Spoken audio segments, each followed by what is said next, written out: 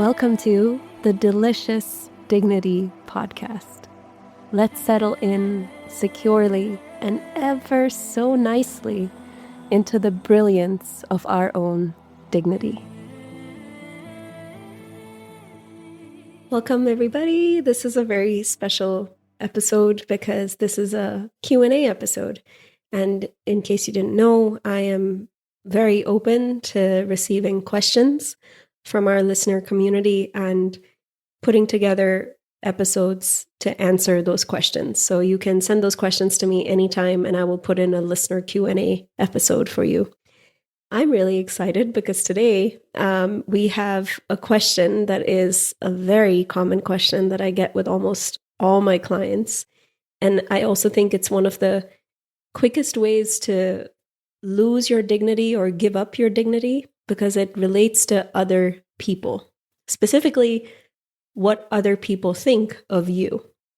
So the question was from Richa, who says, I'm very interested to hear the problems / log kya kahenge, which means what will people think and what will people say, that came about when you started living your life the way you wanted to. That one thing always holds me back. Whether it was me deciding to live in the US or leave the US, even something as simple as me wanting to wear Indian outfits because I love them, but it's no longer in fashion. I'm so interested in knowing how you navigate those things in life. And like I said, this is one of the quickest ways we all do this. We all lose our dignity when it comes to trying to navigate and trying to balance who we are and living our authentic self, if you will, while at the same time keeping one eye on what other people will say, think, or do. And it's a lovely question. And I don't think you realized it, Richa, but it's a pretty deep one because it's tied to so many things. And each of those things it's a very strong tie to each of those things. For example, we can look at this from many different angles, right? We can look at this from the angle of being a woman in the world. And how does that affect this thought process of what will people say, what will people think? We can talk about it from cultural inheritance that we've gained from our parents and our grandparents. What will people say, what will people think? We can talk about it patriarchy as in general.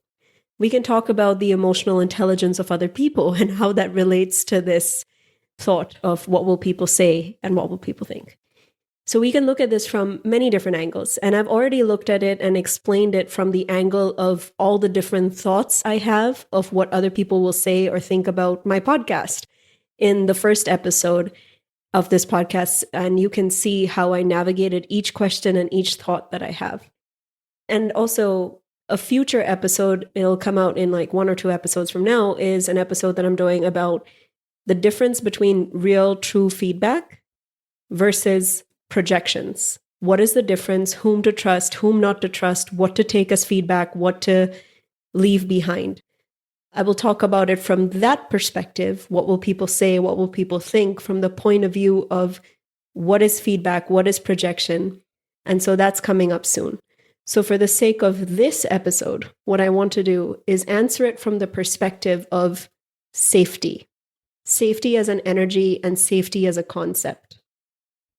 So I want to first start with just directly answering your question. What will people say? What will people think? And the answer is very simple. People will think everything and nothing at all times, at any time, and at no time. There is not a single thing you can do or say about it. And maybe there is, but do you really want to? Do you really want to adjust your behavior, adjust your thinking, adjust your conversation even based on what people may or may not say or do? People are full of opinions and projections. And a lot of adults are actually just children in disguise. And from what I have faced in my life, for me, it takes a psychic or a therapist or a really, really aware person, someone who's done their inner work, to be able to just talk to me in a way where they're really seeing me and not projecting their stuff onto me and not judging me and not being just generally one-track minded. It really takes a very self-aware person or a highly trained person to see you properly in your full glory. And I don't mean just seeing you for all your positive sides and not only gassing you up and making you seem larger than life, but also the parts of you that you need to work on. And they can give you solid, honest feedback that is not just judgment in disguise. So that's something I want to say to you. And that is something that can be very hard to hear. That in the world we live in, it's just adults who are actually children, and they don't have the skills and they don't have the capacity to see another person without gossiping or saying things behind their back or basically projecting their shadows onto that person. And nowhere is that more true than when it comes to a woman living the way she wants to. So I just want to say that to you up front, because I feel like a lot of times that is not acknowledged. I saw this Instagram video the other day where this woman was saying, if everyone doesn't like you, no matter where you go and what you do, then the problem is you. And that is some BS psychology, or whatever you want to call that, pop psychology, because that's not true. Because what I have noticed is if you are a truly empowered woman, if you are truly lit up from the inside, everywhere you go and no matter what you do, you're going to encounter a lot of resistance. That's just the way the world is right now. It may not always be like this, but that's the way the world is right now. You're going to ruffle a lot of feathers. You're going to, especially other women's feathers, not just men, but other women are going to be ruffled by the way, how free you are, how alive you are, because they're not feeling the same way. So I want to acknowledge that what will people say and what will people think? It's a very real thought, and it's related to feeling safe in the world as a person, as a woman, just being normal in this world, or just being a human being in this world will come with that thought. Now, that being said, there is a way to turn down the volume of these voices in your life. So I said this in the first episode, where enlightenment is not about never having bad thoughts, never having fear, blah, blah, blah. Enlightenment is about, or progress is about, or self-awareness is about feeling the fear and doing it anyway. And also, over time, that fear will get lower and lower in volume to the point to which one day you might not even notice it's there. Or you see it's there, but it doesn't affect your behavior. So going back to how I deal with it, which is the question you asked, like, how do I navigate it? I still hear those voices. And I've elaborated on each and every different voice in episode 1 and what those voices mean to me and how I navigate them. But the point is that I don't let those voices stop me. That's the point. They don't hold me back. They're just there like background noise, like static. And how do you get to that point? And that's what I want this episode to be about for you and for everyone listening, because I want to introduce the concept of safety and dignity as it relates to safety. So the first part of this, I want to explain to you about safety inside of yourself. One of the most potent, powerful affirmations I ever made for myself, it was about, I think, 5 years ago when I made up this affirmation. I am a safe place. I am my own safe place. I have safety in my body, in my soul, in my emotions, and in my mind. I am not scared or angry or upset with myself where I abuse or neglect myself. I am a safe place. I am a safe place. What does that mean? It means the best way you can start feeling safety inside yourself is to start with your body. And I'll tell you why it has to start with the body in a second. But to start by feeling safe in the body makes you have a kind of solidity and groundedness to you that when the opinions come, when the projections come, which they eventually may or may not come, it's a reality. It will come. But when they come, and if they come, you are strong enough not only to handle it, but to sort of sidestep it. Just do a quick 1-2, you know? And I don't know if you can hear it in the recording, but I actually moved. Like you just sidestep, you know, like you're a ninja walking through the planet and you just go boing and you turn your head to the right. boing, it's coming from the left. So turn your head to the right. That's the kind of safety I want everyone to cultivate inside of their body. Because it's not about controlling other people, right? As you well know, it's about being so strong in yourself where these outside forces minimize their impact on you. So how do you feel safe in your body? I think the quickest way to do that is to go to the gym, lift weights, because you're literally getting stronger in your body. You can even do yin or restorative yoga, which is a lot of somatic release work. It's a lot of even just basic stretching, some really good stretches in the morning when you wake up. What you're doing is you're releasing any stuck or stagnant energy that makes you feel weaker. And you're also building up your body to become stronger at the same time.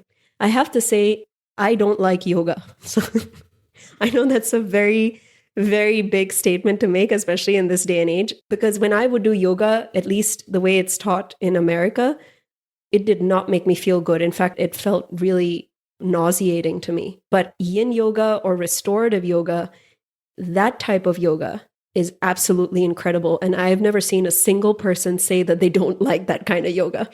So I highly recommend those things because what they do is that it helps give space in your body and it helps you feel safe in your body, which I think, especially as a woman, we inherently don't feel safe in our body. Building that up makes you able to handle the noise of the world. I'm not saying you're going to be impenetrable, but I am going to say you're going to be really strong. And so the volume will decrease. In fact, I'm having a full circle moment here, Richa, because one of the reasons why I even made the energy cleansing or energy hygiene course was because I interviewed you and a bunch of other women about what you need in this day and age. And what I realized is we all need energy release work and energy cleansing work and energy hygiene work. And part of that is learning how to feel your body and learning how to be in your body and learning how to release stuff from your body. And you helped develop that course, which is so funny that we're talking about this now. So this is a full circle moment. And actually, I should probably say, please don't go looking for this course because I decided to revamp the course and make it a shorter course and more potent. So I'm revamping it right now, so you can't find it on the website. Don't go looking for it. It's not ready to be re-released just yet. But my point is that this feeling like you can settle into your body is one of the strongest ways I know to handle the eventual noise from other people. I want to read this quote to you by Dr. Clarissa Pinkola Estes. And she wrote what I consider to be the Bible on womanhood, which is Women Who Run with the Wolves. And this is that quote from that book. Here we begin. The body's purpose is to protect, contain, support, and fire the spirit and soul within it, to be a repository for memory, to fill us with feeling. That is the supreme psychic nourishment. It is here to lift us and propel us, to fill us with feeling, to prove that we exist, that we are here, to give us grounding, heft, and weight. It is wrong to think of it as a place we leave in order to soar to the spirit. The body is the launcher of those experiences. Without the body, there would be no sensations of crossing thresholds. There will be no sense of lifting, no sense of height, weightlessness. All of that comes from the body. The body is the rocket launcher. And in its nose capsule, the soul looks out of the window into the mysterious starry night and is dazzled. That's why I feel like starting with the body is the most important thing that we can do. And if that's not something that you want to start off with, because I know trauma lives in the body and we all can be very sensitive to that, you can start by just repeating the affirmation, I am a safe place, or I am a safe place for me. I am a safe place for me to land. I am my own safe place, however you want to make that up. And I want to say that it's one step at a time, and it builds on the previous step. If you're trying to push to go ahead when you're not actually ahead or when you're not ready, it's actually making yourself feel unsafe within yourself. So then you can't trust yourself. For example, you asked how I navigate it right now, and I'll tell you, I have a podcast episode that I really, really want to release. It is extremely wildly personal, but I don't feel safe talking about it. I don't feel safe releasing it because I'm afraid of what people might say, think, and do when that episode comes out, because it's highly politically charged and there are some family dynamics to navigate before I release it. So I don't feel safe doing that. And that's okay. There is a reason why I don't feel safe. I'm acknowledging that. But there are many ways I could do that. Maybe I don't release it to the public. Maybe I just talk about it in a group course, which I have done before. Maybe I have a paywall for only people who've subscribed to the podcast who will get that episode. Or maybe I don't talk about it at all. But I don't have any illusions that I will be completely safe when I do this episode. Nor am I going to drop the idea of doing a podcast altogether just because I'm scared. I will share whatever I feel safe sharing. And when I feel strong enough to handle what may or may not come as a backlash, that's when I will release that episode. So I'm creating that safe place for myself by not pushing myself before I'm ready. Now, sometimes you do have to push yourself before you're ready, but it's never towards danger, right? It's always towards just growing and growing as a person. And this feels like danger to me. So I'm quietly navigating that, and I'm giving myself the time and space to figure out how I'm going to do it. But I'm not pushing myself. And more that you take baby steps towards doing the thing that scares you, but not pushing it so far that you don't feel strong enough to handle the consequences of the thing that scares you. That is the sweet spot. And over time, you get proof that your way works for you. And the voices of other people are not as loud because you trust yourself, because you are your own safe place. And so having that proof of your own efficacy, your own incredibility, that proof is what will carry you forward. And you ask how I have navigated it so well. It's because I've had years and decades of proof that when I do things my way and in the way in which I can see them, hear them, and feel them, then I've never regretted it, ever. And I've been very pleased that I have followed my own way. Have I gotten voices from other people? Sure, but I don't even remember them. I don't remember them. I know I've had them, but I couldn't tell you what those voices were. That's how irrelevant the voices become. And that's where I hope everyone can get to at some point. Just to give you an example of how I handled it in the past, it's definitely a new unfolding. There's an unfolding. It's a constant unfolding how over the years, I have not paid attention. I've not let those voices hold me back. I can't say that I don't care anymore because that's false. And I don't think anyone can get to that point realistically. Maybe some people have, but I don't think a majority of people can't get to that point where they simply just don't care what other people think of them and they're not going to be embarrassed or ashamed, etc. But I do notice that every year I am less and less impacted by the voices of other people. And in episode 4, I started my story at 17 for how I started getting out of hustle culture. But really, when I was a kid, I just felt like a fish out of water for so long that I started relying on myself. I felt like a fish out of water in my school, in the family dynamics. I just didn't feel like I belonged anywhere because I saw the pointlessness of the systems I belonged to, the pointlessness of the education system, the fact that it was not really education, it was just indoctrination. I saw the pointlessness of the so-called teachers, adults who propagated these systems. I saw the pointlessness of jobs and how people were treated in their jobs. It just felt like everyone was playing a game, but nobody was willing to admit that it was a game. And it felt hypocritical. And I saw the world as foolish. And I saw this at maybe 6 or 7 years old. I felt like everything was just foolish. So I started distancing myself from the voices of other people since I was a kid. So if it looks easy to you now, I would caution you against thinking that it was easy because I started from a very young age. And it's been years and decades in the making for me to get to this point where I am not impacted by the voices of other people as much. And, and it took me a long time to value or even want feedback from other people. I think I was well into my 20s before I first asked for feedback. And I asked it of a friend that I had known for years. Up till that point, I never asked for feedback, nor did I want it. And I just think that because I had such a difficult time in school where, I was sort of gossiped about and people were spreading rumors about me that were completely untrue, I just started to see how there was no point in surrounding myself with people that I'm afraid of, that I don't feel safe around. Because it hurts so much when you are around those people and you keep trying to get more therapy, become a stronger person, become a better person, blah, blah, blah, blah, blah, but you still surround yourself with people you don't feel safe with. No amount of therapy, no amount of personal work will make you immune to the people that you chose to have around you. The people you choose to have around you has to be a reflection of your highest values, your ideals, and just generally your love in the world.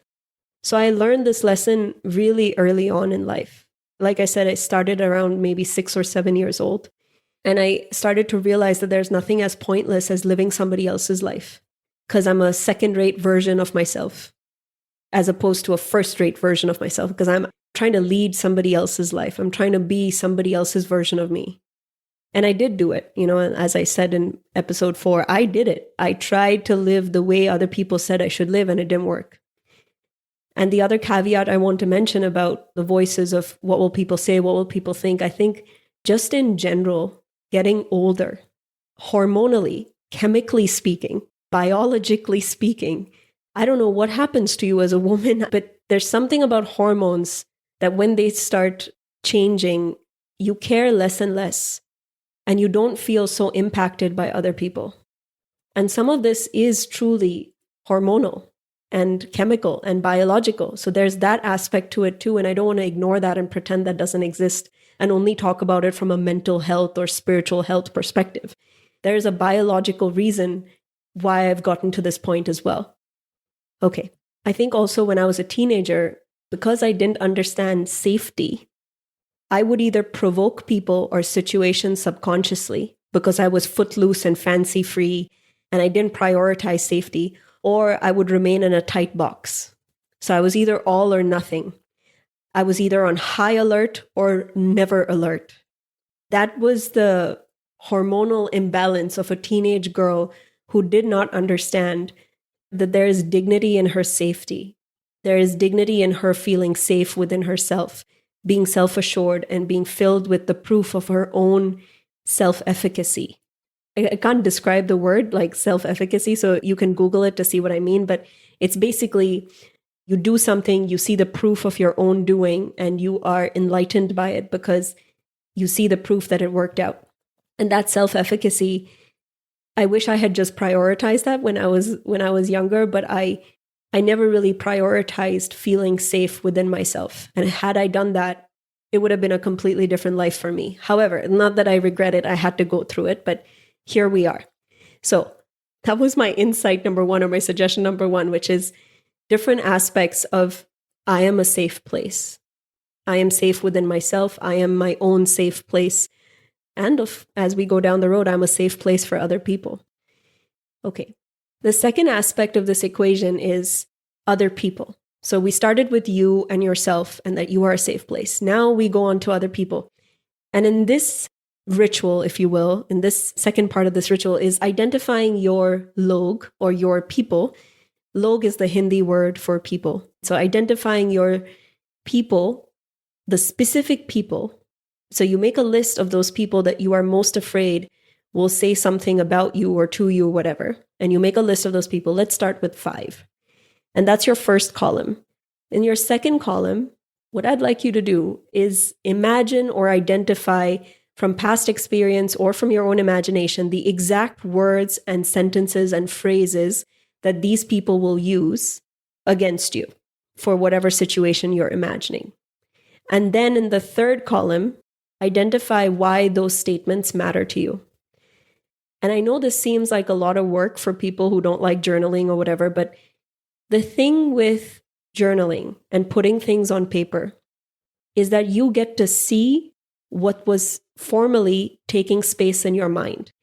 What was taking space in your mind is now out on paper, and that act alone releases stuff in your brain, in your mind, and in your body, and it also gives space to you to actually breathe.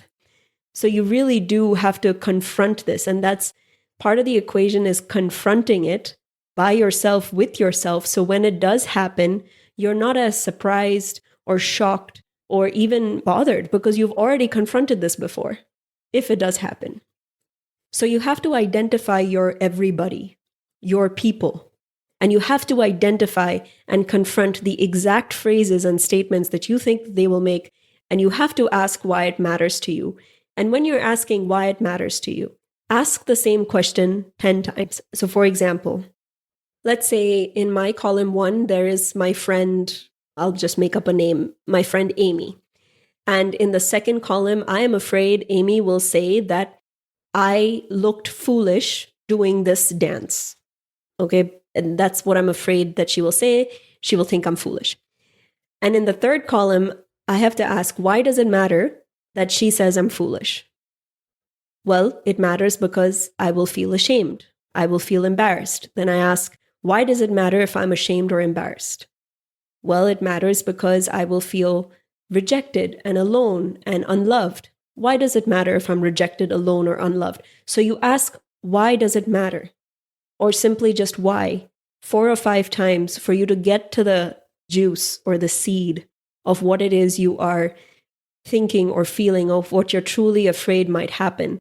And you will find that it's usually about not being loved or being rejected or being abandoned. That's really what's happening. But I'll let you go through that exercise and see it yourself. So now when it comes to other people, so now that we've gotten through like the ritual or the actual practice of handling this, I want to just make a few statements about other people. So I told you before that people will do what people will do, right? There's no controlling that. But I also don't put myself in unsafe places just to live the way I like, nor do I hang out with people that I find to be unsafe. I go where I am welcomed, or I just don't go at all. Now, let's say I have to deal with people that I don't feel safe with. I have very, very strict boundaries, very strict boundaries. For example, if I have to hang out with someone I feel unsafe with, and let's say a particular event, and there was no avoiding them, the second they do or say something that I find to be disrespectful or whatever, I simply just get up and I walk away. Or I fight if I feel like the battle is worth it. But I have very strict boundaries, and the boundaries are not necessarily for the other person. They are for me. I need to hear myself, hold myself. I need to hear myself, protect myself. I need to hear myself, value myself. So I need to say that out loud, and I need that lived experience of simply exiting when somebody is crossing lines of respect, shall we say. And truly, I never thought that I could ever feel totally safe with people, but over time I have found it in pockets. And the only reason I've found it is because I've stopped accepting unsafe behavior. And I started prioritizing people that exhibited safe behavior.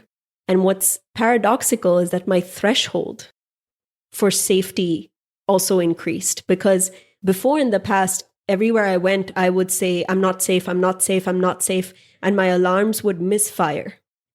And that feeling of not feeling safe, even though I was safe, would give me so much anxiety because I just always felt like I wasn't safe.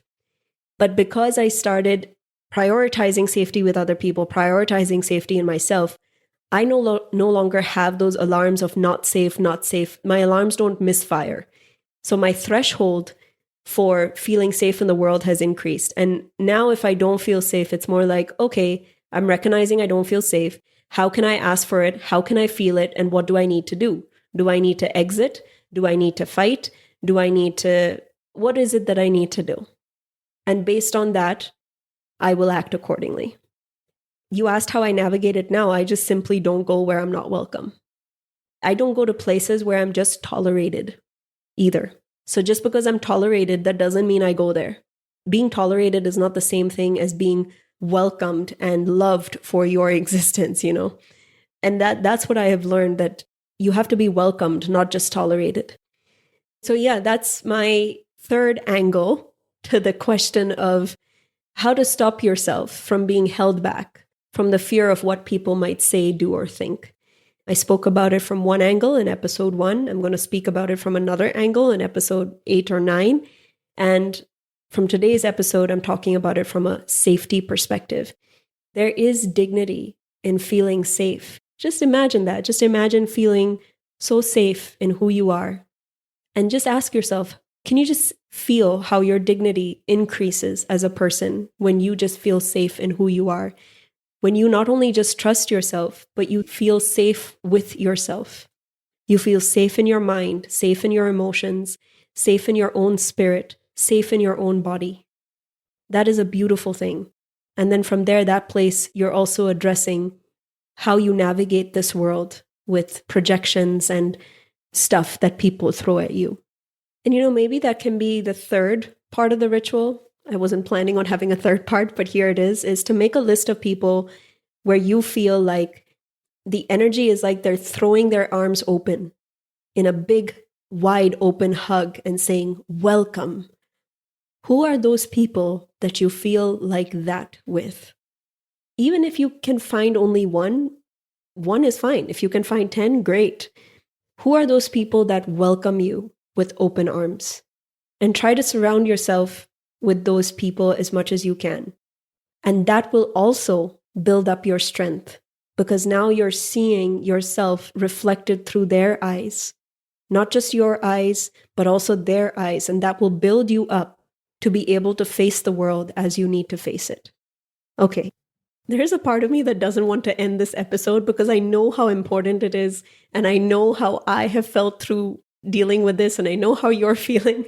And I just want to keep talking to you to give you all the juice I can so that you can navigate this. But I think between these 3 episodes that I mentioned, I think that'll give you a well-rounded understanding of how to deal with this going forward. Just take it one step at a time. Don't push yourself beyond your danger zone. Let me give you an example from your own example. Like you mentioned wearing Indian clothes. Okay. Maybe on Monday, you wear a nut or a nose ring, the nose chain that goes from the nose ring to your ear. And maybe you just wear that with some Western clothing. I've done that before. And maybe on Tuesday, you wear a kurta with a skirt or jeans. Maybe Wednesday, you wear a different item. So you're slowly building yourself up to where you want to be, while at the same time doing these rituals that I talked to you about. But that's an example of how you might slowly do it, as opposed to just walking out on Monday in a full-blown sari. Maybe that's your style, and maybe you're ready for that now that you've listened to this episode. I don't know. But slow and steady is respectful. It's dignified. Yeah, it's just so respectful. And then a big component of love is respect. Okay? I hope I answered your question thoroughly, Richa. And I'm sure you'll let me know. And for those of you who are listening, let me know how this relates to you. And you can message me over at Delicious Dignity on Instagram. And of course, if you have questions too, as you can tell, I will answer them in a lot of detail. So ask your questions, and I'm happy to do episodes to support those questions. Okay, my lovelies. May you welcome the dignity of being your own safe place. Much love to you. Bye.